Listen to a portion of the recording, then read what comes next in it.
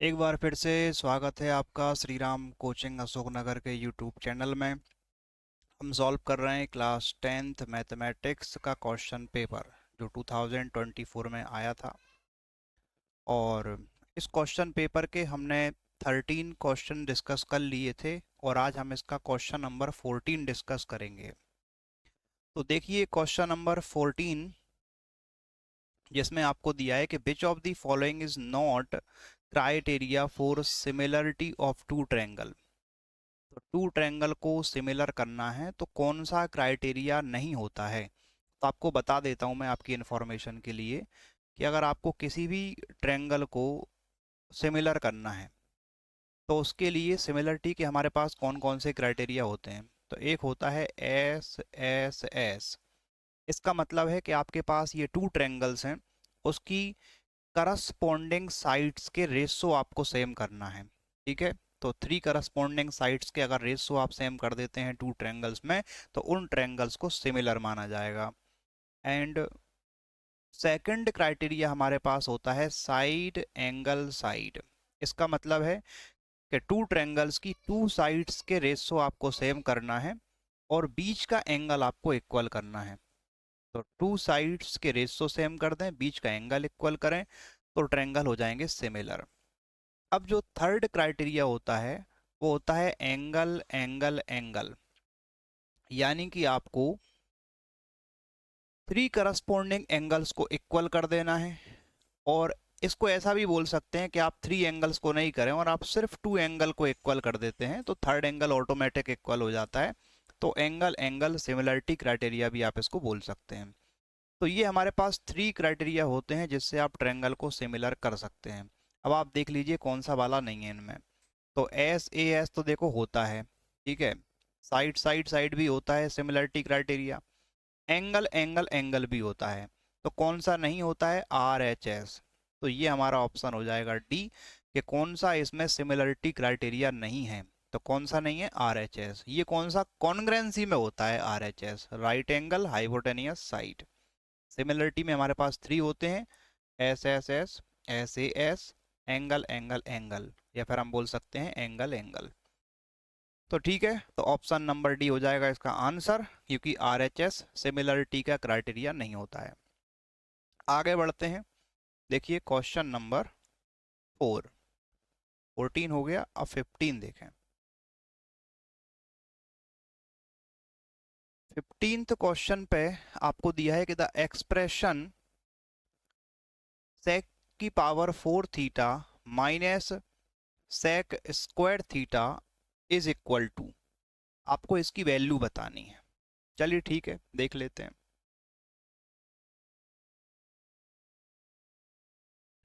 इसको सॉल्व करते हैं। तो देखिए क्या करें इसके लिए।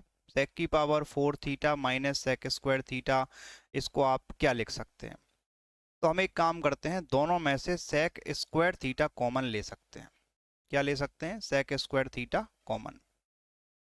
तो हमने देखिए यहाँ पर सेक स्क्वायर थीटा को कॉमन निकाल लिया। तो सेक स्क्वायर थीटा कॉमन लेने से क्या होगा कि यहाँ पर आपको पावर 4 है तो पावर यहाँ पर 2 बचेगी, 2 पावर आपने कॉमन ले ली। तो यहाँ बचेगा आपका सेक स्क्वायर थीटा। और यहाँ पर आपने ये निकाल लिया तो यहाँ पर बचेगा माइनस का 1, क्योंकि कॉमन लेने का मतलब होता है कि डिवाइड कर देना। तो जो कॉमन लेते हैं उससे डिवाइड करते हैं। तो आप ये समझो कि आपने सेक स्क्वायर थीटा कॉमन लिया है तो आपने सेक स्क्वायर थीटा से डिवाइड कर दिया। जब इसको सेक स्क्वायर थीटा से डिवाइड करोगे तो आपने पढ़ा होगा कि जब बेस सेम होता है तो और डिवाइड में पावर सब्ट्रैक्ट हो जाती हैं। तो 4 और इसमें डिवाइड किया उसकी 2, तो 4 माइनस 2 कितना हो गया, 2। और यहाँ पर सेम थे, डिवाइड करने पे बना जाएगा। अब इसका क्या करें। तो इसका हमें पता है कि 1 प्लस टेन स्क्वायर थीटा किसके इक्वल होता है, सेक स्क्वायर थीटा के इक्वल होता है। अगर 1 को उधर भेज दें तो हमारे पास बचेगा टेन स्क्वायर थीटा और 1 जाके बन जाएगा माइनस का 1। तो ये हो जाएगा सेक स्क्वायर थीटा माइनस 1। यानी कि सेक स्क्वायर थीटा माइनस 1 को हम क्या लिख सकते हैं, टेन स्क्वायर थीटा। तो यहाँ पर ये तो ठीक है सेक स्क्वायर थीटा, बट इसकी जगह पे आप क्या लिख सकते हो, टेन स्क्वायर थीटा। तो हमारे पास क्या मिलेगा, sec square theta into tan square theta.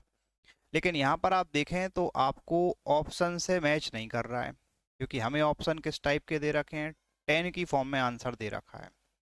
चलिए ठीक है, आप इसको टेन में कन्वर्ट कर सकते हैं। कैसे? अभी आपको बताया था कि one plus ten square theta किसके इक्वल होता है, सेक स्क्वायर थीटा के। तो आप इस सेक स्क्वायर थीटा को चेंज कर दें किसमें, टेन स्क्वायर थीटा में। तो इसकी जगह पे हम क्या लिख सकते हैं, one plus ten square theta. तो यहाँ पर लिखेंगे आप one plus ten square theta, किसकी जगह पर, सेक स्क्वायर थीटा की जगह पर। और इनटू में आपको पहले से ही दिया हुआ है टेन स्क्वायर थीटा। जब ये टेन स्क्वायर थीटा अंदर वन से मल्टीप्लाई करोगे तो यहाँ पर आ जाएगा टेन स्क्वायर थीटा। लेकिन जब टेन स्क्वायर थीटा का मल्टीप्लाई करोगे टेन स्क्वायर थीटा में, तो हमें पता है कि जब बेस सेम होता है तो इनटू में पावर ऐड हो जाती हैं। तो यहाँ पर टू और इसकी पावर भी टू, तो टू प्लस टू कितना हो जाएगा, फोर। तो यहाँ पर पावर ऐड हो जाएगी।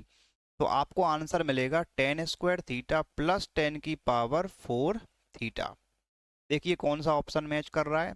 यहाँ पर है टेन स्क्वायर थीटा माइनस है, हमें तो प्लस चाहिए, तो ये तो हो नहीं सकता।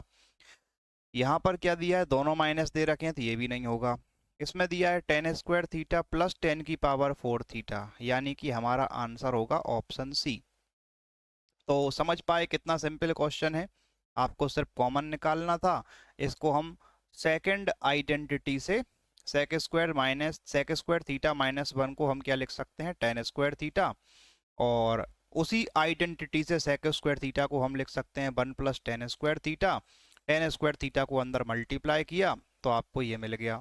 तो ये हो गया ऑप्शन नंबर सी। चलो ठीक है, फिर आगे बढ़ते हैं। क्वेश्चन नंबर 16 को देखते हैं। 16th क्वेश्चन में देखिए क्या लिखा है कि length of an arc of circle subtending at angle an angle theta at the center is numerically equal to area of sector formed by it। देखिए वैसे तो हो नहीं सकती इक्वल, क्योंकि लेंथ और एरिया इक्वल थोड़ी हो सकते हैं, लेकिन वो न्यूमेरिकली इक्वल दिया हुआ है, कोई बात नहीं। तो आपको रेडियस सर्कल का बताना है कितना होगा। कोई बात नहीं, जैसा क्वेश्चन बोल रहा है वैसा करें आप। आप एक काम करें, इसका डायग्राम बना के देखते हैं अपन। तो जैसे मान लीजिए कि हमारे पास ये कोई भी एक सर्किल है और इसमें आपको एक सेक्टर एजूम करना है। तो ये सेंटर ओ मान लेते हैं, रेडियस आर मान लेते हैं, और यहाँ पर सेक्टर एंगल को अपन मान लेते हैं थीटा। थीटा क्या हो जाएगा, सेक्टर एंगल।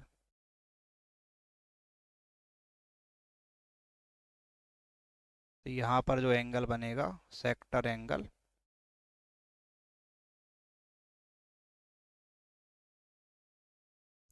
सेक्टर एंगल को थीटा मान लेना।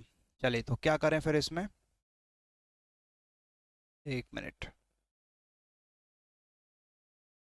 This angle is theta. तो यहाँ पर हमें length of the arc and area of the sector, इन दोनों को इक्वल करना है। हमें दोनों के फॉर्मूले आते हैं। देखो लेंथ ऑफ द आर्क यानी कि एल और एरिया ऑफ द सेक्टर यानी कि ए, हमें दोनों को बराबर रख देना है। क्वेश्चन खुद बोल रहा है न्यूमेरिकली इक्वल है। और लेंथ ऑफ द आर्क का जो फॉर्मूला होता है वो होता है theta upon 360 into two pi r. तो इक्वल में क्या रखना है, एरिया ऑफ सेक्टर। और एरिया ऑफ सेक्टर का फॉर्मूला होता है theta upon 360 into pi r square. बस आपको यही करना था, length of the arc and area of sector दोनों को इक्वल में रखना है। तो लेंथ ऑफ द आर्क का फॉर्मूला लगा दो theta upon 360 into two pi are. आप सबको याद होना चाहिए, याद नहीं है तो याद कर लो। और एरिया ऑफ सेक्टर का फॉर्मूला होता है theta upon 360 into pi r square. तो देखो थीटा अपॉन 360 दोनों के कैंसिल हो जाएंगे, और पाई से पाई कैंसिल हो जाएगा। ये आर डिवाइड में आएगा तो एक आर को तो काट देगा, क्योंकि आर का स्क्वायर का मतलब है आर इंटू आर। तो अपन आर से इसका स्क्वायर हटा लेते हैं, तो यहाँ क्या बचेगा आर, इधर क्या बचेगा टू। यानी कि आपको मिल जाएगा r equal to two. Match करें आंसर, तो 1 यूनिट तो है नहीं, तो आंसर हो जाएगा आर इक्वल टू टू। तो आंसर हो जाएगा 2 यूनिट। चलिए सिंपल था। चलो अगला क्वेश्चन देखते हैं। Question number 17। 17 में लिखा है कि there are 16 observations arranged in increasing order of their value in data. तो टोटल देखो 16 ऑब्जर्वेशंस हैं हमारे पास, और वो भी कैसे अरेंज है, इंक्रीजिंग ऑर्डर में है, जैसे बढ़ते क्रम में, जैसे छोटा फिर उससे बड़ा फिर उससे बड़ा फिर उससे बड़ा। ऐसे कितने ऑब्जर्वेशन है, 16। तो आपको n की वैल्यू 16 दे रखी है। आप ये देख लो 16 कैसा है, इवन। आपको बताना है कि median will be the value, आपको मीडियन कौन सी वैल्यू हुई आपको ये बताना है। तो देखो याद रखें कि ये दो केस होते हैं मीडियन फाइंड करने के। आपके पास ऑब्जर्वेशंस अभी इवन है, ये ऑड भी हो सकते थे। तो इवन वाले केस में हम मीडियन कैसे फाइंड करेंगे, तो आप इसके लिए ये देखें कि आपको ये जो n है इसका हाफ करना है। तो मैं फॉर्मूला नहीं लिख रहा, डायरेक्ट करवा देता हूँ। हमें इसका n का हाफ करना है, तो 16 का हाफ क्या हो जाएगा, 16/2 यानी कि 8। तो आपको लेना है 8th ऑब्जर्वेशन। क्या लेना है, 8th ऑब्जर्वेशन। और इसका अगला ऑब्जर्वेशन भी लेना है, तो 8th के बाद कौन सा आएगा, 9th। तो हमें क्या लेना है, 8th observation, 8th observation plus इसके बाद कौन सा आएगा, 9। तो यहाँ पर आपको 9th ऑब्जर्वेशन भी लेना है, दोनों को प्लस करना है और 2 से कर देना है डिवाइड। तो ये जो आप कर रहे हैं 8th observation plus 9th observation upon 2, इसका मतलब है कि आप 8th और 9th ऑब्जर्वेशन का एवरेज निकाल रहे हैं। ये क्या निकाला है अपन ने, एवरेज निकाला है। इसको हम क्या बोलेंगे, एवरेज। हमने एवरेज निकाला है किसका, 8th एंड 9th ऑब्जर्वेशन। तो दो ऑब्जर्वेशन का एवरेज निकालना है तो 2 से डिवाइड कर दिया। तो 8th और 9th ऑब्जर्वेशन का एवरेज निकालेंगे तो आपको मिल जाएगा मीडियन। ये जो आंसर आएगा वो किसके इक्वल होगा, ये मीडियन के इक्वल होगा। आप देख लो कौन सा ऑप्शन है। तो 8th ऑब्जर्वेशन तो मीडियन नहीं होगा, 7th ऑब्जर्वेशन नहीं होगा, average of 8th and 9th observation, तो यस इसको मीडियन बोलेंगे। Average of 7th and 8th observation, तो नहीं, ऐसा नहीं है। 7th 8th के एवरेज को आप मीडियन नहीं बोलेंगे। इस क्वेश्चन में 8th और 9th वाले को बोलेंगे। क्यों, क्योंकि n इवन था, और इवन वाले केस में हम क्या करते हैं, 2 से डिवाइड करते हैं तो 8 आ जाएगा। तो यानी 8th ऑब्जर्वेशन लेना है, फिर उसका अगला लेना है, मतलब 9th लेना है, और दोनों का एवरेज निकाल लेना है। ओके। अगर यहाँ पर ऑड होता फिर क्या करते, देखो ऑड में हम क्या करते हैं कि जैसे मान लो यहाँ पर 17 होते, तो आप 17 में 1 प्लस कर लेते, कितना हो जाता, 18। फिर 2 से डिवाइड कर देते, कितना आ जाता, 9। तो 9th ऑब्जर्वेशन अपना आंसर आ जाता। यानी डायरेक्ट ऑड वाले केस में 1 प्लस करके 2 से डिवाइड करेंगे, आपको एवरेज निकालना नहीं पड़ेगा वहां पर। ठीक है, इस तरीके से आंसर आता है। अब क्वेश्चन नंबर 18 को और देख लेते हैं। तो if the volume of the sphere of radius r is equal to 16 time the volume of hemisphere of radius r, then capital r ratio small r. आपको दोनों का रेशियो बताना है। देखो क्या लिखा है, volume of sphere of radius r. तो स्फीयर है, देख तो एक हमारे पास क्या है, स्फीयर। तो स्फीयर का रेडियस कितना लिया है, कैपिटल आर। और एक है हमारे पास हेमी स्फीयर, जिसका रेडियस कितना लिया है, स्मॉल आर। ठीक है, हेमी स्फीयर का रेडियस कितना है, स्मॉल आर। ओके। क्वेश्चन बोल रहा है कि स्फीयर का जो वॉल्यूम है वो 16 टाइम्स है किसका, वॉल्यूम ऑफ हेमी स्फीयर का। तो कोई बात नहीं, तो वॉल्यूम ऑफ स्फीयर, वॉल्यूम किसका, स्फीयर का कितना है, 16 टाइम्स है, यानी 16 का मल्टीप्लाई करना है किसमें, volume of hemisphere. Short में लिख दिया मैंने, आप समझ जाना कि volume of sphere is equal to 16 times volume of hemisphere. बस आपको फॉर्मूले लगाने हैं। तो वॉल्यूम ऑफ स्फीयर का फॉर्मूला लगाओ। स्फीयर के वॉल्यूम का फॉर्मूला होता है 4/3 पाई और रेडियस का क्यूब। अब स्फीयर का रेडियस तो हमने कितना माना है, कैपिटल आर। तो यहाँ पे आपको लेना है कैपिटल आर का क्यूब। 16 को ऐसे ही लिखा रहने दो, इनटू लगाओ। अब यहाँ पर क्या लिखेंगे, वॉल्यूम ऑफ हेमीस्फीयर। तो हेमीस्फीयर का जो वॉल्यूम का फॉर्मूला होता है वो होता है 2/3 पाई और रेडियस का क्यूब। अब हेमीस्फीयर का रेडियस हमने कितना माना है, स्मॉल आर, तो यहाँ पे आप रखेंगे स्मॉल आर का क्यूब। देख लें, सिंपल था। स्फीयर का volume 4/3 pi r cube, 16 into, और वॉल्यूम किसका, हेमीस्फीयर का, तो हेमीस्फीयर मतलब 2/3 पाई आर क्यूब।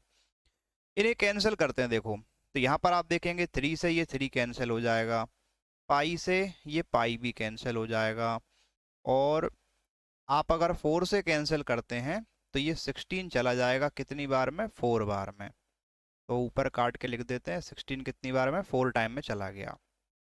अब हमारे पास क्या बचा, 4×2 = 8, इधर लिख लेते हैं। तो यहाँ पे बचेगा r⁻³ और ये हो जाएगा 4 × 2 = 8, यानी 8r⁻³ ओके। अब आप या तो 3 को उधर भेज दो, पावर 3 को उधर जाके क्यूब रूट बन जाएगा वो, तो r इक्वल टू ये पावर 3 आके क्या बन जाएगी, क्यूब रूट, तो यहाँ पे 3 लिख लेना, ये क्यूब रूट बन गया, और 8r⁻³ अब क्यूब रूट निकालना आपको आता होगा, जैसे आप स्क्वायर रूट निकालते हैं उसमें 2 2 के पेयर बनाते हैं, और क्यूब रूट में हम 3 3 के पेयर बनाते हैं। तो 8 के फैक्टर होते हैं 2 × 2 × 2, यानी कि 3 का पेयर बन जाएगा। तो यहाँ पर आप एक 2 बाहर निकाल देंगे, 2 × 2 × 2 3 बार था तो एक 2 बाहर आ गया। ये r⁻³ है, यानी कि r × r × r, 3 bar into में है तो एक r यहाँ से बाहर आ जाएगा। तो आपको यहाँ पर मिल जाएगा कि r इक्वल टू 2r। हमें किसका रेशो चाहिए, हमें फाइंड करना है capital R ratio small r, यानी कैपिटल R को ऊपर रखना है। तो कोई बात नहीं, स्मॉल r को अपन नीचे रख लेते हैं। इस बात का ध्यान रखें कौन सा ऊपर रखना है कौन सा नीचे रखना है। तो स्मॉल r नीचे आ जाएगा तो यहाँ बचेगा 2, चलो कितना बचेगा, यहाँ बचेगा 2 और नीचे कुछ नहीं है तो 1, यानी capital R upon small r, इनका रेशो कितना आ गया, 2:1। तो अपना जो आंसर आएगा वो हो जाएगा 2:1। ओके, तो यहाँ पर आंसर आपको मिल जाएगा 2:1। तो ये हो सकता है कि आपको ना दिख पाया हो, मैं इसको थोड़ा सा ऊपर कर देता हूँ, माय मिस्टेक। आप यहाँ देख लें, भूल गया था मैं, तो हो सकता है मेरी वजह से आपको ना देखा हो। तो आप ये देख लो कि यहाँ पर हमने क्या किया है, यहाँ तक तो आपको देख लिया था आपने। हमारे पास क्या था, यहाँ पे बचेगा r⁻³ और ये हो जाएगा हमारा 2r⁻। तो r⁻³ सॉरी 4 × 2 8, तो 8r⁻। पावर 3 जाके क्यूब रूट बन जाएगा, क्यूब रूट बनेगा तो यहाँ पर 8 जो है उसका मतलब होता है 2 × 2 × 2, 3 बार है तो एक 2 बाहर आ जाएगा, और r⁻³ का मतलब है r × r × r, तो वहाँ से भी एक r बाहर आ जाएगा। तो आप लिख देंगे r इक्वल टू 2r। और हमें रेशो किसका चाहिए, capital R ratio small r, तो स्मॉल r को नीचे ले आएंगे तो capital R upon small r आपको मिल जाएगा 2/1, यानी कि 2:1। चलिए ठीक है, तो हमने यहाँ पर देखिए कितने क्वेश्चन सॉल्व किए। तो इसमें क्वेश्चन नंबर 18 तक हमने सॉल्व कर लिया है, और इसके आगे कुछ असर्शन रीजन क्वेश्चन हैं उनको हम बाद में देखेंगे अगले लेक्चर में। तो मिलते हैं फिर नेक्स्ट लेक्चर में। Thank you.